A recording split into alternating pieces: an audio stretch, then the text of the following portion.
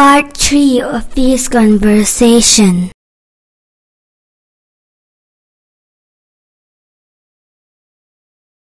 Pi ka lau lu thei angem, pi ka hung lu thei ding.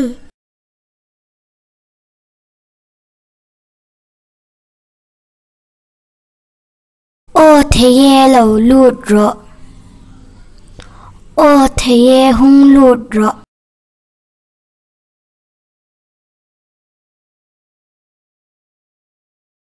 Ka pi ka lo me, pi ka lo me.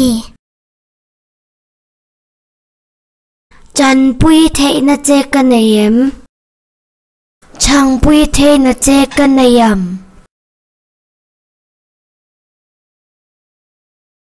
O thil lau zo chan che ka tu a, o thil hung yin don ching che ka no ma.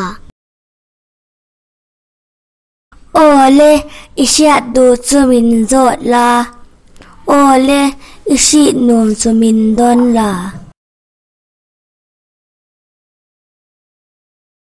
Ka pi I hun lu tak min pek awangin kalom na tuke.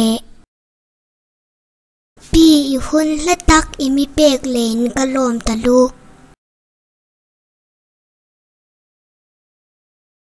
Siat do inay le huna po ilaw kal le chin don ni o. Si num dang inay pa kom hung nok lak ro o. Ole kalom na tuke o. Ole kalom talu o.